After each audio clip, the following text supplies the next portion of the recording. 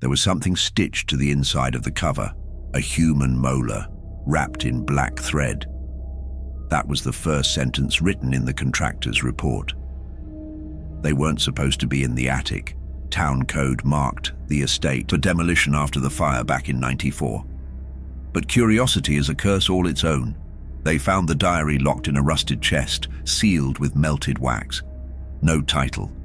Just 2 embossed initials, H. The pages were warped, yellowed, brittle at the edges, and yet somehow damp like they'd been crying for decades. They smelled of smoke, mildew, and blood. "If you're reading this," the first page said, "you're already too close." The house belonged to Alaric Hennessey.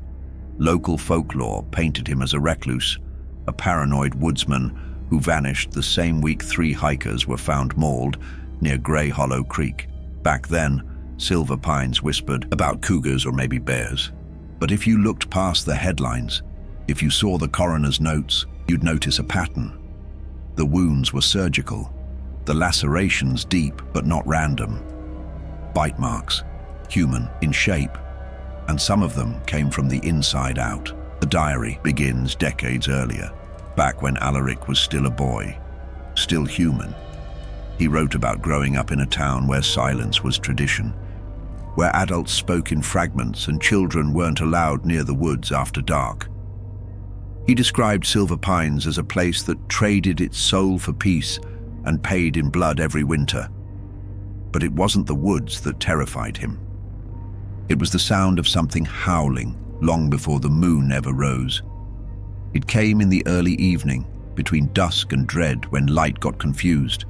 The trees never moved, he wrote. They just watched, and something behind them always listened. The first time he saw it, he was 12, walking home from the frozen lake with a fishing pole over his shoulder. He heard twigs snapping behind him. Slowly, deliberately, he turned around. No one. Then he looked up, not in the trees. Above them, a figure on the treetops, 4 limbs bent like broken branches, a face too long, eyes too wide. He ran. He didn't stop until he collapsed on his porch, lungs full of pine needles and fear. His mother said nothing, just locked the door and drew the curtains tight. Silver Pines never had a werewolf problem, the diary said.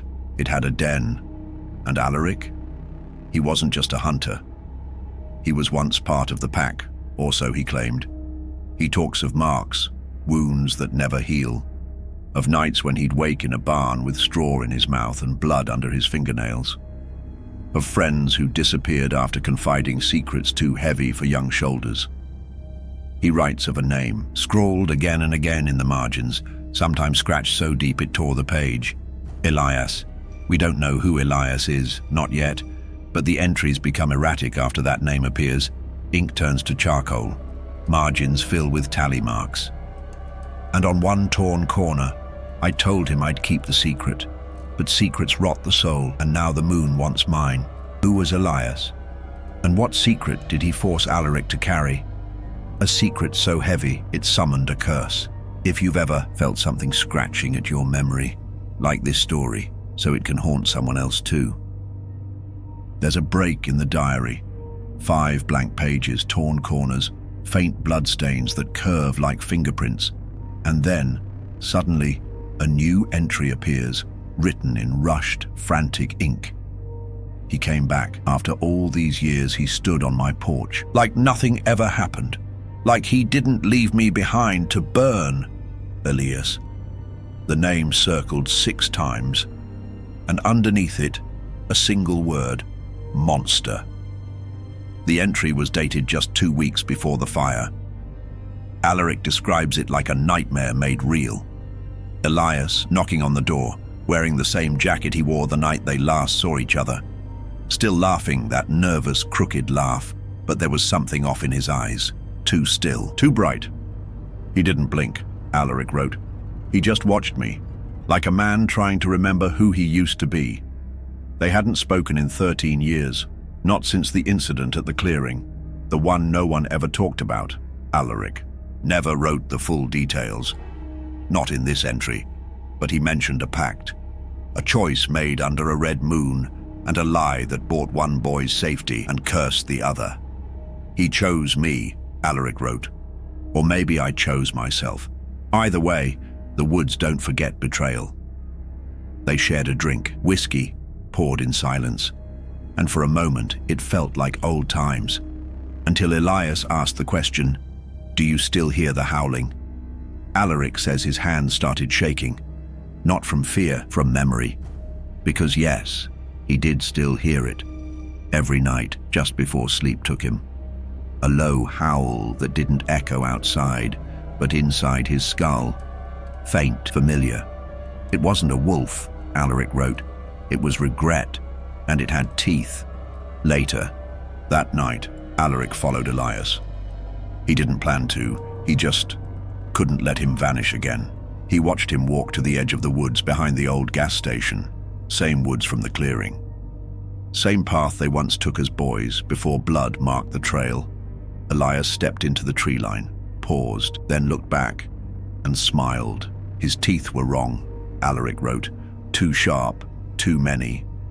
The next day, a farmer down the road found 3 goats torn to pieces inside a locked pen. No signs of forced entry, no tracks, but on the barn wall, clawed into the wood. Liar. The sheriff said it was kids, vandals, blamed it on teenagers and TikTok challenges. Alaric didn't argue. He just circled the date, and under it wrote, "He remembers." And now, the hunt begins again. Later entries begin tracking Elias's movements. He appeared in town again 2 nights later, this time outside the diner, spoke to no one, just stood beneath the flickering neon sign staring at the sky. The moon wasn't full, Alaric wrote, but it still found him. Then the drawings start. Dozens of them, half-man, half-beast silhouettes, some with Elias's jacket, some with his face, one with Alaric's. And this final note from the section, "I don't know who the monster is anymore. Maybe we both are. Maybe that's what betrayal does, it splits the soul and lets the wolf in. What happened in that clearing all those years ago? And is Elias the only one hiding something? Would you forgive a friend who vanished for 13 years, then came back with fangs in his smile? Drop your answer below. The woods are still listening." The first nightmare came 2 nights after Elias returned. Alaric wrote that he woke up screaming, drenched in sweat, his fingernails torn and muddy. He thought it was just a bad dream, until he saw the scratch marks on the inside of his bedroom. 4 of them. Deep, wide apart, like claws. "I don't remember opening the door," he wrote, "but I remember wanting to run, and something inside me wanted to chase." The next entry is barely legible. Shaky lines, blacked out sections. But one phrase keeps repeating, "I can smell the deer before I see it." He describes standing in the woods at dawn, barefoot, shivering, watching a doe grazing near the stream. He doesn't remember walking there, but he remembers the taste of blood, of fur, of something warm and screaming between his teeth. Alaric begins to doubt himself. He starts keeping chains near the bed, covers every mirror in the house. He writes about echoes in his skull, low growls that rise every time he feels guilt. Not fear, guilt. "It's not the moon that pulls the wolf out," he writes. "It's memory, the weight of it, the stain you can't wash off." Goes days without sleep. When he does, the dreams are always the same. He's back in the clearing, the red moon overhead, Elias standing across from him, arms open, and behind Elias, the pack. Not just beasts, people. People they knew, people they left behind, and every one of them has Alaric's face. In town, strange things begin to happen again. A gas station clerk disappears. No signs of struggle, just a single bloody paw print on the linoleum. The old church bells ring at 3:17 a.m., despite the tower having no ropes. And behind the chapel, someone leaves dead animals arranged in a circle, all of them looking inward. Alaric tries to confess. He goes to Father Michael's, tells him he thinks he's becoming something else. The priest listens, offers no scripture, just a single line. "If you buried something in the woods, son, maybe it never stayed dead." The next few entries grow darker. Alaric stops writing in paragraphs. He switches to sketches of teeth, eyes, long limbs bent the wrong way, of the clearing, and one of Elias standing beneath a blood moon, holding a mirror. But in the reflection, Alaric, mouth open, jaw unhinged, fangs dripping. He's showing me what I really am. Then comes the audio entry. It's transcribed, but there's a note saying the tape was recovered partially melted. In the recording, Alaric is panting. He whispers, "I don't remember killing the dog. I loved that dog. A crash, a growl. I think the wolf is just me with nothing left to hide." At this point, the diary starts referring to the mark. He says it burns beneath his ribs when Elias is near. He can't see it, but he feels it. "Every lie adds a tooth to the mouth of the beast," he writes. "And I have told so many." He begins tying himself down at night, but the chains are broken the next morning. One night he nails boards across the door, wakes up outside, naked, covered in black mud and bits of fur that aren't his. The worst entry: a simple drawing, a torn page, crude sketch of a woman holding a child. The woman's eyes are scratched out. The child has claws below it, scrawled in frantic ink. Did I do this, or did he make me watch? What really happened all those years ago in the clearing? And is the wolf inside Alaric, or Elias, or both? Some secrets can't be buried. Share this story before someone else opens the wrong door. It wasn't the bite that cursed us, it was the lie. That's the first line in the blood moon entry. The handwriting is steady, almost calm, as if Alaric had finally made peace with the monster chewing through his bones. He begins by describing that night, the one that split everything in two, him and Elias, boyhood and beast, memory and myth. It happened in the clearing behind Pine Hook Cemetery, an old grove where they used to dare each other to sleep under the stars. Only this time, they weren't alone. They'd gone there with 3 others, teenagers, all of them full of secrets and anger and too much to prove. One brought a knife, one brought something wrapped in cloth, old bones taken from the chapel crypt. They weren't trying to summon anything. They just wanted to feel powerful. "We thought we were playing with legend," Alaric writes. "We didn't know it was already watching us." Something answered. Something old, something angry. The fire turned blue, the ground trembled, and one by one, the others changed. Their eyes turned black, their mouths stretched. They screamed not in pain, but in revelation. "It wasn't a transformation," he wrote. "It was a remembering." Alaric ran, but Elias didn't. Elias stood still, arms out, whispering something. A name, a promise, a sacrifice he offered them me. Alaric doesn't explain how he escaped, only that he woke up the next morning at the edge of the lake, shivering, covered in ash. The others were never found. The town wrote them off as missing hikers. They always do. And Elias vanished. Until now, the next part of the diary is angry, not wild, surgical. He talks about betrayal like it's an infection, how it festers under the skin, how it makes your reflection twitch, just a little too late. "He didn't bite me," Alaric writes. "He fed them my name. My guilt did the rest." There's a revelation buried here, quiet and terrible. Alaric didn't just survive. He lived, he thrived, he moved on, he told no one. He let the missing kids become rumors. He let Elias vanish. He let the lie live, because the truth would have burned everything. "And now," he writes, "the moon is coming to collect." The final note of the section is written in red. Not ink, it's smeared, torn, but legible. "If you had to choose your life or theirs, what would you do? Don't lie. The beast already knows. Was Elias the villain or the scapegoat? And has Alaric been the monster all along? Still here? You're already marked. Stay till the end or run while you can." The next entry is dated the night after the full moon, and it's not written, it's carved into the page. "I followed him. This time, I didn't run." Alaric describes the trail. Fresh mud, snapped branches, a long smear of blood across a broken tree stump. He knew it was Elias, not because of the prints, but because of the scent. pine needles, smoke, and something sweeter, like regret gone rotten. He tracked him past the gas station ruins, through the hollowed-out orchard, all the way to the burned remains of the Pine Hook clearing. The place where it all began, he wrote, and where something had been waiting ever since. What he found wasn't Elias, not entirely. It stood 12 feet tall, bones in the wrong places, spine hunched like a question mark no one could answer, and it was wearing his jacket. He shed the man but kept the memory, Alaric wrote.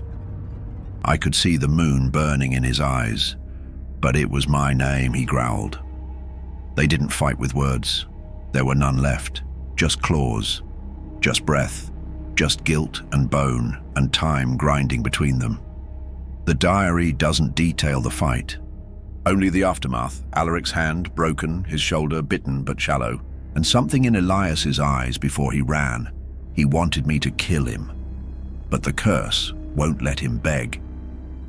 Back in town, the consequences started bleeding through. People whispered about a wolf-shaped man seen near the school. A jogger found shredded shoes beside a patch of scorched earth. And worst of all, one of the missing hikers from the original group.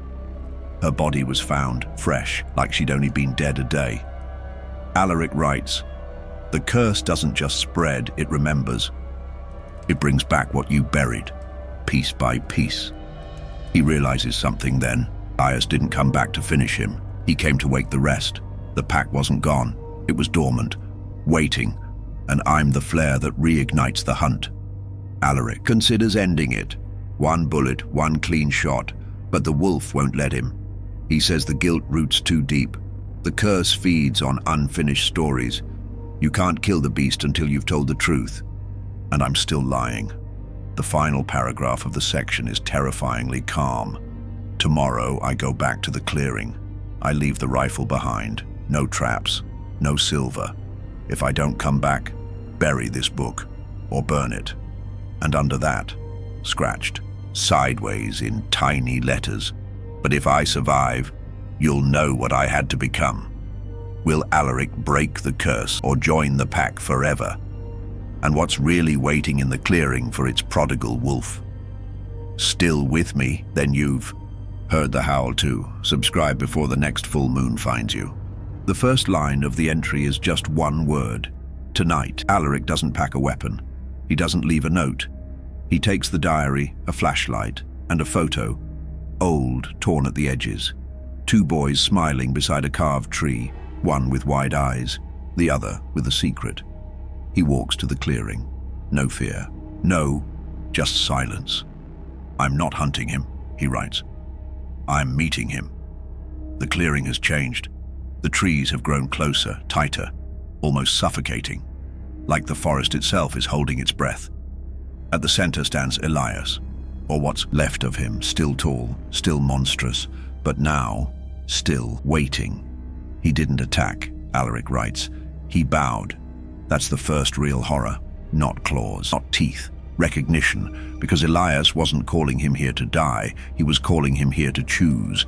Around the clearing they emerge, shapes in the mist, shadows with eyes, the others, the old pack, once friends, now reflections of what guilt can do to a soul, each one bearing a mark, a betrayal, a secret. The curse was never the wolf, Alaric writes.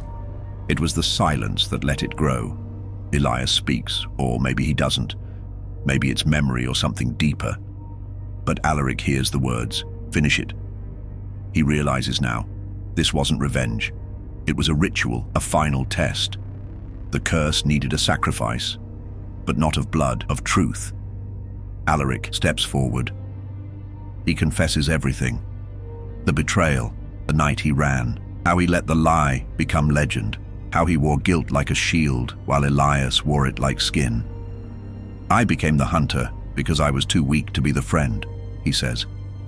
I let him become the monster because I couldn't face my reflection. The wind shifts, the moon brightens, blood red, pulsing, and then the pack begins to vanish, one by one, like fog in morning light, like memory finally exhaled. Elias is last. He smiles, not cruel, not kind, just tired, and then he's gone. Alaric collapses, sobbing, alone, no beast, no sound, just trees and peace. "I think the curse is broken," he writes. "Or maybe I've just finally become something the wolf can't feed on." He walks home, leaves the diary on the porch. No more entries, no more howling, until the last page, taped to the back cover, written in new ink. If you're reading this, I made it out. But something still watches from the pines. The moon's quieter now, but it still waits. Did he truly break the curse, or did he just give it a new name? One howl, one heartbeat, one last chance. Subscribe to see if he made the right choice. The last page of the diary is different, newer, clean, unstained, written in a steadier hand. No rage, no fear, just release. There's peace now, not in the world, but in me. Alaric describes waking in the clearing after the final night.